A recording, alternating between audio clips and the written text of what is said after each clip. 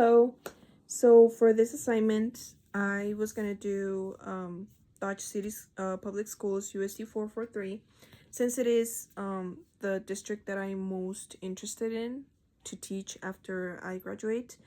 But I wasn't able to really find a lot of information regarding their contract or information regarding their employment.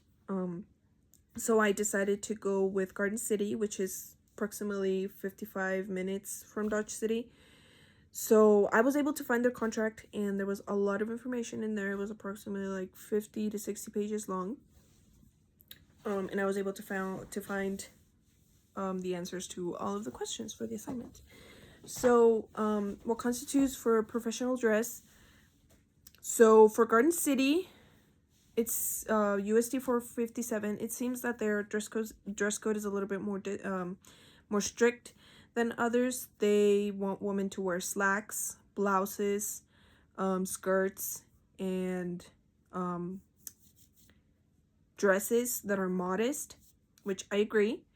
And then for men, slacks and a collared shirt would be appropriate. Sweaters, jackets, but inappropriate clothing. No t-shirts, no athletic shoes, no blue jeans, no sweatshirts, spandex, or athletic clothing. I think that t-shirts and blue jeans or athletic shoes are a little bit on the extreme side for my liking. I seen a lot of teachers wear that from the high school that I graduated here in Dodge City. All of my teachers wore jeans every day. Nobody said anything. I've seen that teachers in Hayes also wear jeans almost every day, and nobody says anything. So that's a little strict for me, but that's what they say on their dress code. As for their hours to be on campus, it says that the teacher should be 7 hours and 30 minutes on campus for the 5 days of the week, Monday through Friday. And out of those hours, 6 hours and 40 minutes should be with student contact. So giving a class, giving lesson, being one-on-one, tutoring, I'm assuming something of the sorts. And then the remaining 50 minutes, they can be used previous to when classes start or after classes are over. It all really depends on what your administrator tells you. If they want those 50 minutes to be used for planning, for some other voluntary or supervising things such as lunch or recess. And then for specific work days that are required for new certified employees, so if it's your first year teaching, no more than 186.5 days throughout the school year. That's the amount of days that you can work throughout the school year as a new employee. But if you have been working there for a little bit more time, or you have a longer contract with the district, you cannot work more than 181.5 contract days in a year. So it all really depends. They also have in-service days where the teacher comes into the class or comes into the school to do other work such as planning, grading, emailing parents, things of the sorts, but classes are not being given to the students. So students don't present to class, but the teacher goes in to do other work that has to do with their job. That is great. I've seen Hayes do that, so I think that is a really good thing. It gives the teacher time to do certain things that they might not have time to do.